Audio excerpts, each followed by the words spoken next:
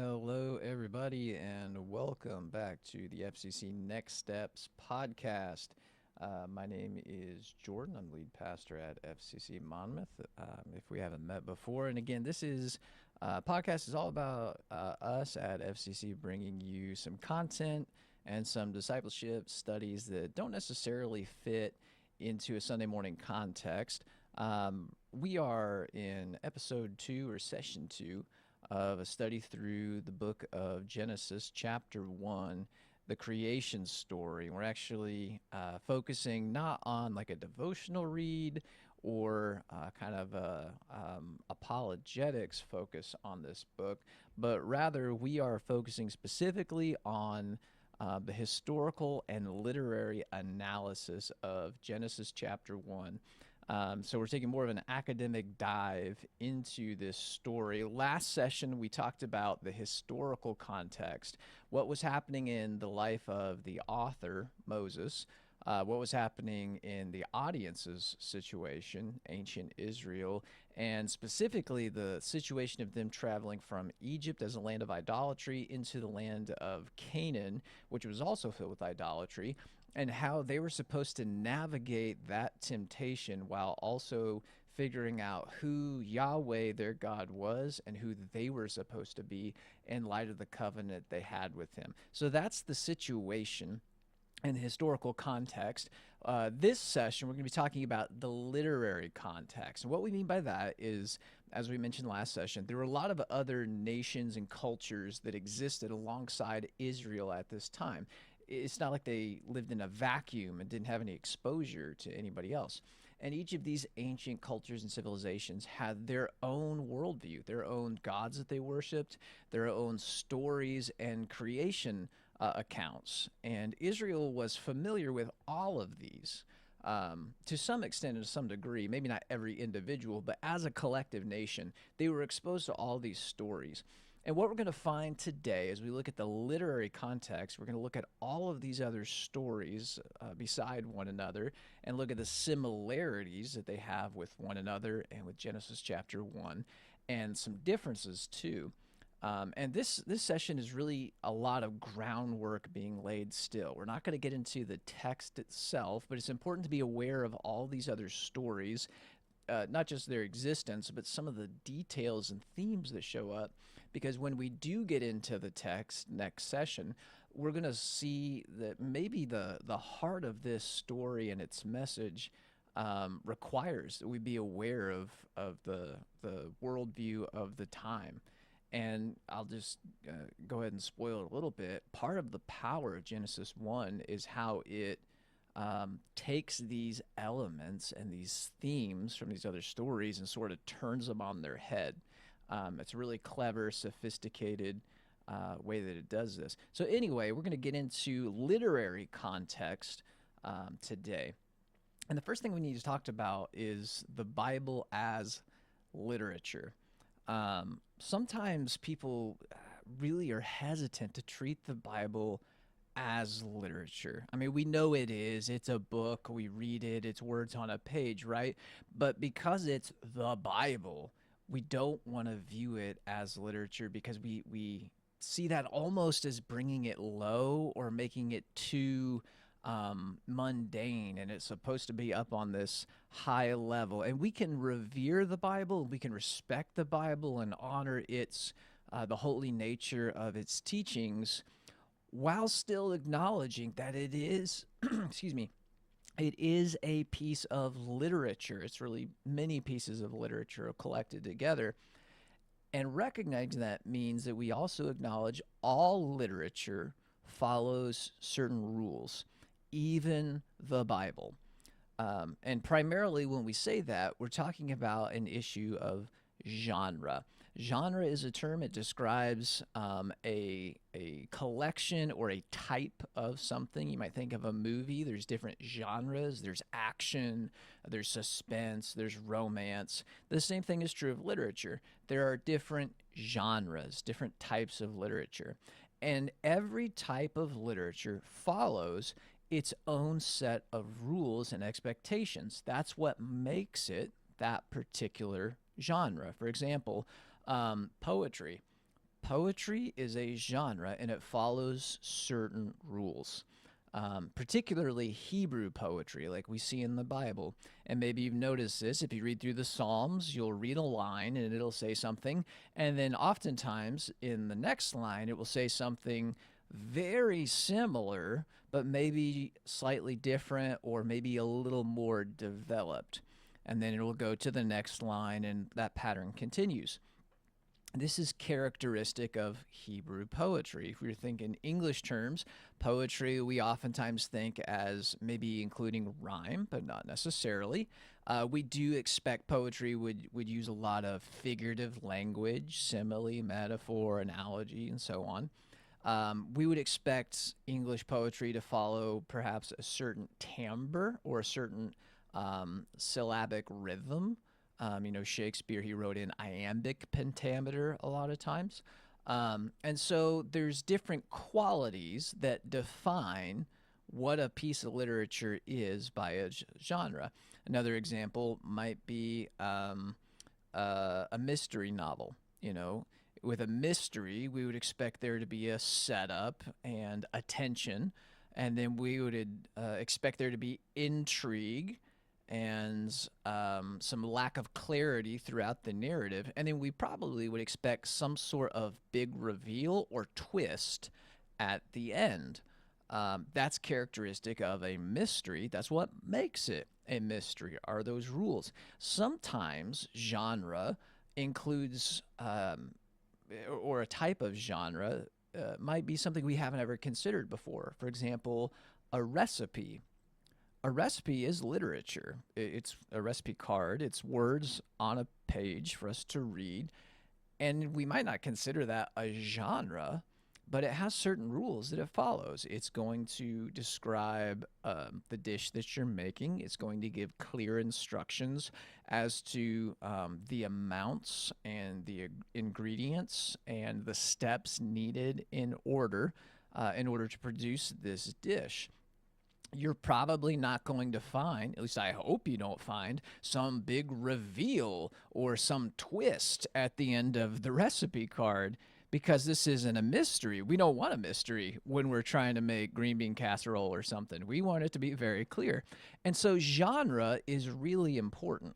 We have to recognize what a genre is, because that tells us, as the reader, the rules that we're supposed to understand this by. That's true of all literature, including biblical literature. We don't read the Psalms the same way that we read the law, for instance. The law is it's characteristic of legal genre in the ancient world, and some of the characteristics of that are it is very clear. It oftentimes has a statement of don't do this. If you do, these are the consequences that follow. And it doesn't use figurative language to explain or express all that. And it shouldn't, because if we had an example of like, if your ox gets out and gores a man, you should receive lashes until blood flows like the river. That's kind of a grotesque analogy, but I mean, that's a very evocative picture, but what does that mean? Like, what degree of punishment are we supposed to subject somebody to as a society if that is what the law says? Rather, what we find as law is here's a set fine. Here is a punishment in keeping with the injury. There's limits, very clear limits put in place. That's characteristic of the literature, and it helps us understand what we're reading and how we're supposed to understand it. Likewise, we don't see, like in the law, it says that you should pay, like 5 gold shekels. We don't take that to be figurative, like, well, it just kind of means you should pay whatever. It's very clear. It's literal. Pay that set of money. And so it defines the rules of interpretation when we understand what kind of literature the genre we're reading is. So the Bible is literature. It contains within it different genres. We've mentioned several of them already. And it's important to remember, too, that God chose this. He didn't choose to reveal himself through a DVD. He didn't choose to reveal himself through a mural. He chose literature as the means for revealing himself and his word and his expectations and his plan for people. He did this with the full knowledge of literature and its limitations or the rules by which it plays by. I don't think God was naive to how literature works. He inspired us to create it. So it's important to understand that as we treat the Bible like literature, this is expected by God. We're not bringing scripture low when we do this, when we do literary analysis. And that's important to understand when we start talking about Genesis chapter 1 in particular, because it is a rather unique and unfamiliar kind of genre for us in the modern Western world. Genesis chapter 1 is a great example of what we call ancient Near Eastern mythic literature. And I'll break down what that means. So, ancient, that's pretty obvious. It's very, very old. It comes from the ancient world. Near Eastern identifies the part of the ancient world that this comes from. Last session, we talked about sort of the geography or the historical context of Canaan surrounded by Egypt, and then Mesopotamia with Babylon, Assyria, Ashur, Sumer, Akkad, Hittite, all these ancient kingdoms. They all lived in the Near East or the ancient Near East. And they all shared a lot of similarity, and there was a lot of bleed between their cultures and their view of the world, their understanding of how things works. And we would expect that given that they lived in such close proximity. And so that's what we mean by ancient Near Eastern. Mythic, that's a word we want to clarify because we today, in like common conversation, use the word myth very differently than those in academic and literary circles use it. When we say myth, what we generally mean in common vernacular is that this is a make-believe story. That's not what it means when we're doing like biblical studies or literary analysis. Myth is a genre. It's a type of literature, and there's certain characteristics of mythic literature that we have to be aware of. For instance, mythic literature often, I would even go so far as to say always, maybe not quite always, but like 99% of the time, includes some sort of interaction between the divine and the terrestrial. So the gods are somehow interacting with the mortal world. That's characteristic of mythic literature, not just in the ancient Near East, but you might think of like the Odyssey or the Iliad from Greek culture, that heavy use of the gods interacting with the terrestrial world. Another characteristic it would be a mythic story or mythic literature is oftentimes used to explain the world, where it came from, why it is the way that it is, why things work the way that they do. A lot of times, particularly in ancient Near Eastern mythic literature, it was used to justify sort of the social structure that existed and why certain classes of people existed and why they fit in the social hierarchy the way that they did. Sometimes it would explain why the king is so revered and why we should honor him and fear him. And so characteristic of this is the divine interacting with the terrestrial, which we definitely see in Genesis chapter 1. And perhaps even more important is the explanatory nature of the story. It exists to explain what is the world, where not just where it came from, but what is it and why, really. Why all of these things? Why are things the way that they are? And that's what we see in Genesis, and that's going to become abundantly clear by the time we get done with this study, that that's the primary focus of Genesis chapter 1.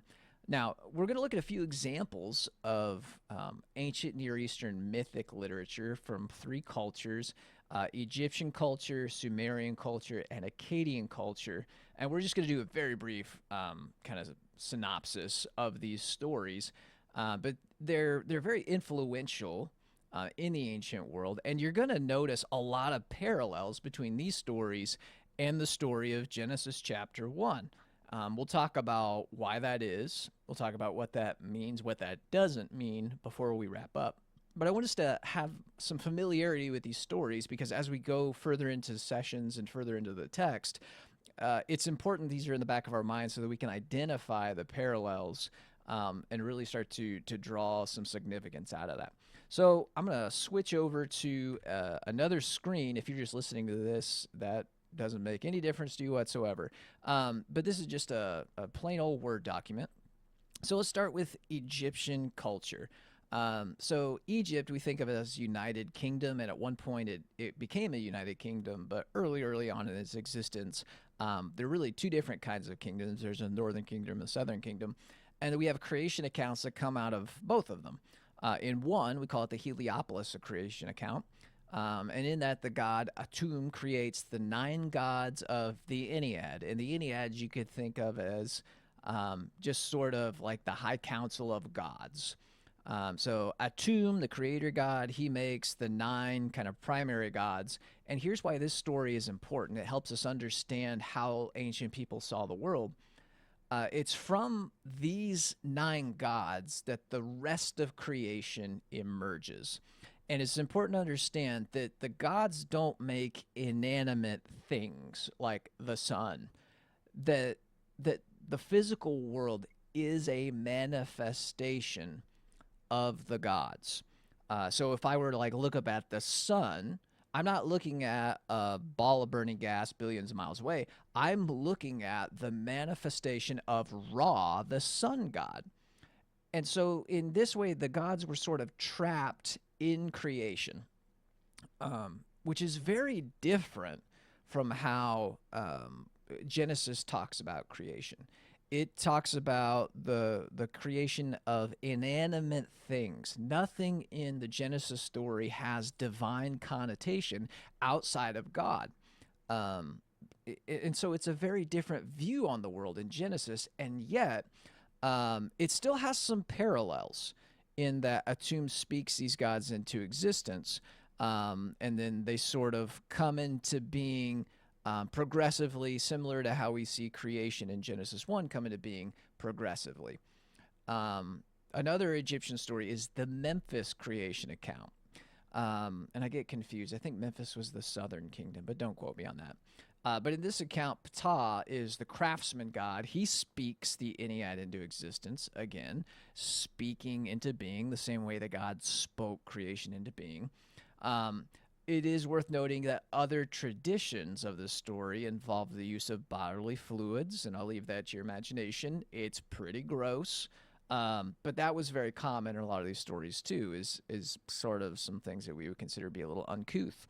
But anyway, you can see that there was an account of where the world came from in Egypt, and it was different from the Israelite understanding, but there were some parallels. It came into being because a supreme God spoke it into being.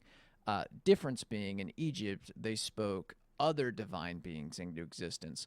In Genesis, God is speaking inanimate matter into existence.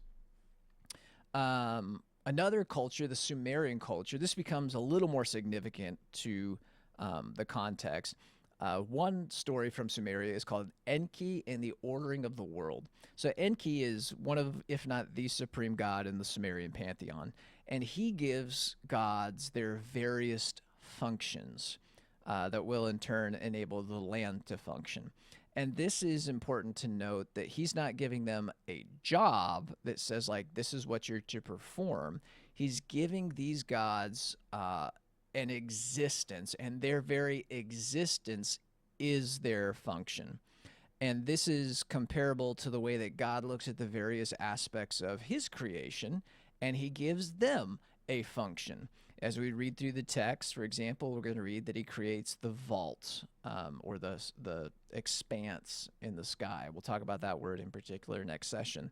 And he creates heavenly bodies, the sun, moon, the stars. He creates the land. He creates the animals. He creates mankind.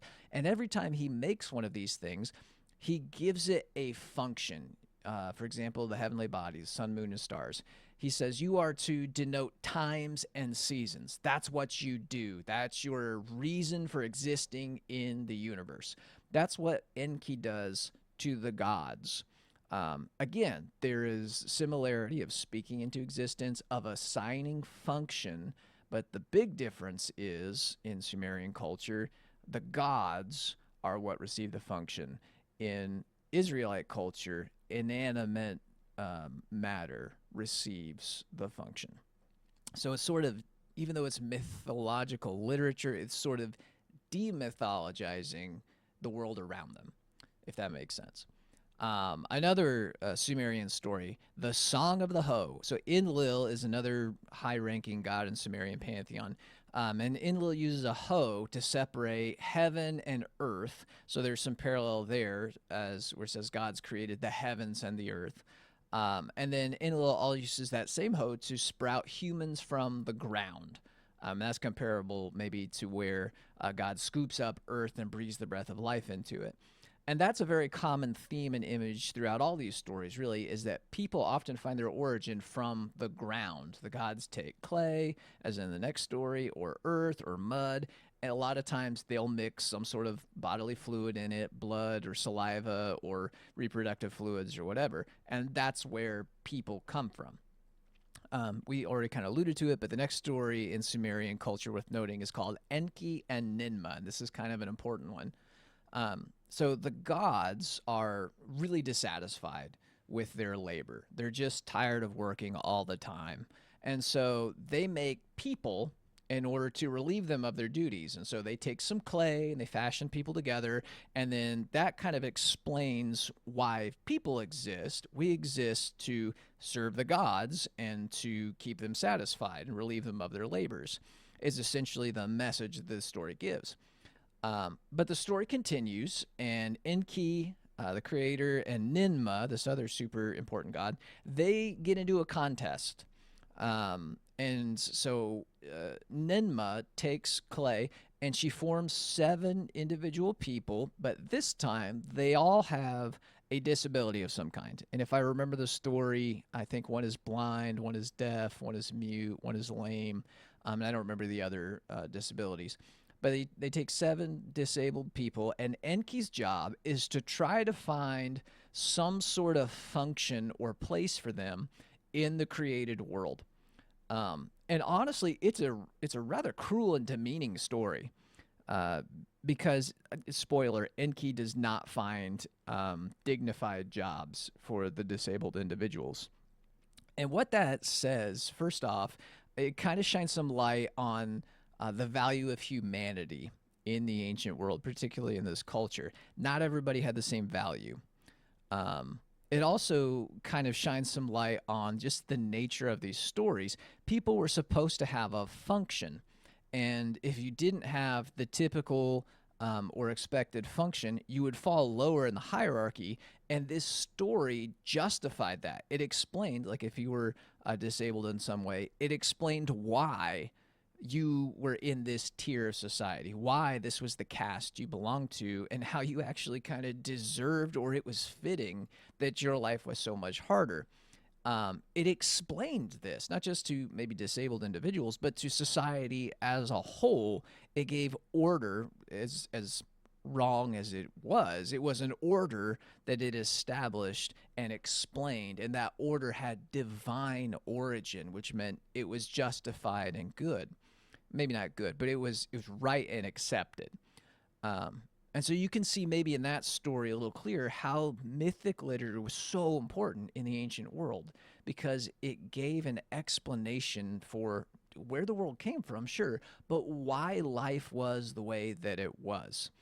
If you're looking for a biblical parallel here, mankind, we read Genesis chapter 2, God made the man and put him in the garden to work it and to keep it. And so in the Genesis account, humanity is created also to work. So there's the similarity. The difference would be in Sumerian culture, people exist really just to keep the gods happy, whereas in Genesis, it's a very different picture of partnership alongside God. A little later in the Genesis story, Adam is given the job to name the animals, but specifically the wording says, God tells him, whatever you call them is what they will be called. It's very similar to the vocabulary used in Genesis chapter 1, where God calls his creation by a name. He's giving it order and purpose. And so when he tells Adam then to call the animals by name, he's inviting mankind to continue his divine work, to participate in it alongside him, which is a very different and far more dignified lot in life than what we see described in Enki and Ninmah. So there's similarities, but also some distinctions. Another culture we can look at is the Akkadian culture, and there's many more stories in what we're talking about this morning, but these are just some important ones I'm trying to briefly highlight. There's one called Enuma Elish. This one is very important. It helps us understand the ancient world. And it starts off talking about this being called Tiamat. And Tiamat is this primordial sea goddess, sea monster. We're not really sure what her title is. She is like a giant sea serpent, though, is how she's depicted. And she sort of represents the chaos of the primordial world before the gods take it and form it and give it shape. She exists in this swirling chaos is just the word. And she actually threatens the gods. They are challenged by her. And so what this tells us in the ancient mindset is that the gods are not necessarily supreme and almighty, that creation is a threat. There's something to be feared in it. But the gods, they select Marduk to be their champion, to go slay her. And in exchange, if he succeeds, he's going to become the chief god. And so Marduk goes out, he does battle, and he actually defeats Tiamat. And so this explains why Marduk was the high god of Akkadian culture and later I think it was Babylonian culture also made high use of Marduk, but why he was the top dog. And then it also explained later where creation came from, because after Marduk defeats Tiamat, he tears her corpse in half. And with one half, he creates the sea and all the water below. And with the other half, he creates, I have the sky written down, but that's not really how the ancient world viewed it. But for that's a much longer conversation. But he creates the sky or the waters above. And then he goes and kills Tiamat's partner, a being named Kingu, and from Kingu's blood, all the people are formed. And so this explains how the ancient world saw creation. It was something they were afraid of, frankly. The ocean, the sea, was a terrifying thing, in part because that's where sea monsters lived, like Tiamat. And actually, in the Genesis account, there's reference to that. And there's a reference to sea monsters in other places in the Old Testament as well. The book of Job, another very, very old book, makes reference to a creature called Leviathan. And sometimes people have tried to explain, well, it's a crocodile, or it's a hippo, or it was dinosaurs. No, it's reflective of this ancient world that believed literally in sea monsters that existed before the dawn of time. Book of Isaiah, there's a being mentioned called Rahab. And Rahab is sort of indicative of Tiamat, in that it is this primordial sea beast that is terrifying to people and would, in many other respects, be a challenge to God. But at least in Isaiah, he talks about how God tamed even this ferocious beast. And that's another story for another time. But so the ancient world, including the Israelites, believed in these ancient sea serpents that was reflected in Tiamat. So there's an influence there. Also similar here is the way that Marduk tore Tiamat in half and made the seas below and then the sky, the something above. Is very similar to Genesis chapter 1, verse 6, where God separates the waters below from the waters above. And we'll talk more about that passage and what that puzzling picture is describing. Another Akkadian story be the Atrahasis epic. In this particular story, the gods become weary of all their hard work. You maybe noticed a theme here. The gods they're kind of schlubs. They kind of get tired a lot of doing all the work they're supposed to do. And so, once again, people are created to lighten the load, which tells us why people are supposed to exist. The problem is that people multiply, the population grows, and they become incredibly annoying to the gods because they're just so dang noisy that the gods can't get any rest. And there is something interesting there too, because in Genesis 1, we read this divine command to go and to reproduce. God wants the population to grow. Here, it's problematic. There's too many people. And so, anyway, the story unfolds. The gods make several attempts to reduce the population through different disasters and so on, none of which are very effective. And so, the decision is made to send a global flood to wipe out humanity. And you can probably see the parallel there to the story of Noah and the ark. Again, there's some important distinctions there. It's not noise and annoyance, it's the sin and wickedness of people that brought about Noah and the destruction in his days. But you can see maybe a parallel to Genesis here as well. People are created for the purpose of serving the God. And once again, we talked about how Adam was created for more dignified purpose. And then the final story we'll touch on from Akkadian culture is just simply called Adapa. And Adapa was a priest of the goddess Ea. And through some different circumstances, he's summoned to go appear before the god Anu. Before he does, though, Ea comes to him and warns him, do not eat or drink anything while he's in the presence of Ea in his court. And so he follows her advice. Why wouldn't he? He's her priest, and he rejects all the food that's offered to him. The problem was that Ea was not a benevolent goddess. She understood that what Anu was offering was called the food of life. And if Adapa had eaten the food of life, he would have had immortality. But Ea didn't want him to become immortal. And there's a little more to the story than that as it unfolds, but that's sort of the heart of it. And you can see some parallels in thought here. There's this idea of the food of life. Is reminiscent of the tree of life and the fruit that it produces. And if you eat from the tree of life, you will have immortality. There's also this idea that because mankind was excluded from the garden after sinning, they lost the chance to eat the food of life. They lost immortality. The difference being that in the story of Adapa, it's the trickery of the gods that excludes mankind from this gift. In the story of Genesis, it's their own sinful rejection of the Lord that leads to this loss. So you can see there's a lot of parallels in these, but there's also a lot of important distinctions.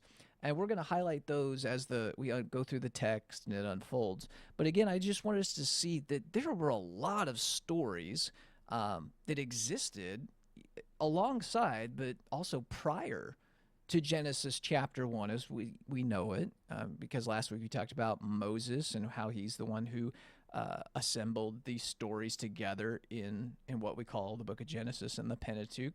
Well, Moses didn't exist until 3,500 years ago, but there were 400 years of slavery in Egypt before him. And even before him, there was Abraham. And even before him, there was Noah. And we read all these genealogies in Genesis of generations after generations of people. And we have this issue where, we have to accept that, the version of Genesis chapter 1, the story that we have it, if Moses is the author, we have every reason to believe that he is, then it came around rather late. It would have been aware of these stories. And some people with that realization then ask the question, well, like, did Genesis just copy or Xerox all of these stories and just sort of, cobble them together? How can it be inspired and so on? That leads us to some conclusions here. Genesis chapter 1 used literary elements appropriate for its time and audience. And that included a lot of the elements of these other stories, not because Genesis was unoriginal and just copied them or Xeroxed them, but because these were the common building blocks for understanding at the time. These were the analogies that people were familiar with. These were the tropes and the story beats that everybody in this part of the world was familiar with. These were sort of the pacing of the story. These were the twists that they expected. The milieus. There's a word I can't think of it. I always forget this word, but it's a literary term for a quality or characteristic. These were the common things, the building blocks for understanding the world around us that ancient Israel had at its disposal.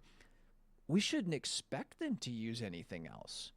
It doesn't mean that the Genesis is just a copy or an unoriginal work that is just like all these other stories, because as we just briefly saw in our explanation, there are some really important differences and distinctions in the way that it uses these literary elements. And that's where the real message of Genesis lies, as we're going to see as the text unfolds. So the fact that it has some similarity with all of these other ancient stories shouldn't be problematic to us. We should expect that, because that's just how people understood the world. Which brings us to another really important conclusion here. Genesis is not primarily interested in a modern scientific explanation of origins. A lot of times we want it to be, and we assume it should be, because that's the language that you and I speak. That's our context. We are part of a 21st century modern Western world.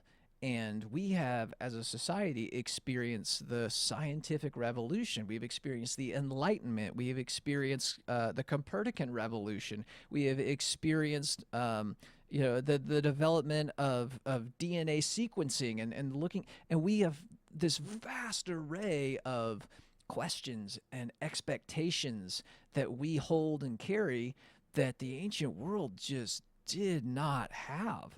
Not because, they were lesser in some way, but because they lived in a vastly different world. And the important word, context. Their context is not our context. This book wasn't written to us in our context. It was written to them in their context. And key to understanding it is knowing the world that they came from, reading it as best we can on their terms. And then once we see the message there, then we bring it into our day and age and say, what does the message mean for us who do live in this context? And that's the final conclusion here, is the best reading of Genesis chapter 1 is reading in its own context. And we know that to be true of every other biblical book and story. We don't try to read, the Gospel of Jesus in a modern 21st century context. We understand he lived at a particular point in time in first century Israel, and we do our best to uncover the historical and cultural details there, and that helps us understand why he says the things he does, why he acts the way that he does. We wouldn't expect him to act like some white guy from Brooklyn. Like, why would we expect that? We know not to expect that. And yet sometimes we do that very thing when it comes to Genesis chapter 1. We expect that Moses had on a lab coat and a microscope in front of him whenever he sat down to write this story, and he just didn't. He had the day, the literature, the understanding of his day at his disposal, and God, in his sovereignty, used that for his purposes.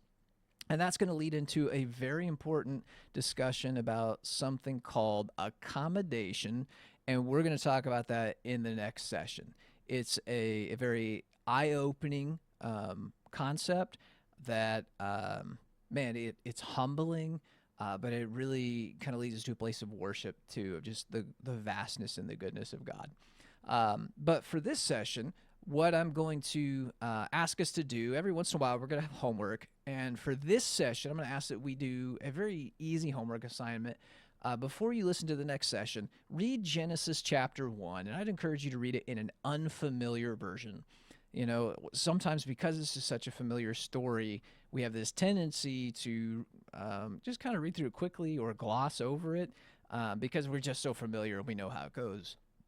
But when we read in an unfamiliar version and the wording is just slightly different, sometimes it makes us slow down and we notice details maybe we didn't notice before. And that's my hope, is that as you read through Genesis 1 in an unfamiliar version, that you're going to make note of anything that sounds a little unusual and makes you go, now, what exactly is that describing?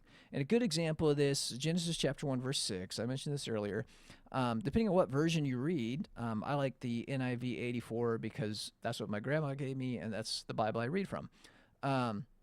Anyway, in that, it says that God created an expanse between the waters below and the waters above. But what are those waters above? Like, there's no water above the sky. So what's being described there? It's a very unusual feature that sometimes we maybe just kind of gloss over. Make note of those sorts of things, because when we get together next session, we're going to talk about how people in this ancient world understood the planet, and it's maybe a little different than you and I. So that's coming next session. We hope that this was rewarding for you guys. We hope that you can join us next time. We hope that this format's working for you. If it's not, if it's a little dry, I promise this is probably the driest session. But if there's something that we can add or some way we can tweak this or improve us, please drop us an email and let us know, because we're still just kind of figuring out the best way to put this together. So that's all for right now. Hope to see you guys later. Have a great day. Bye.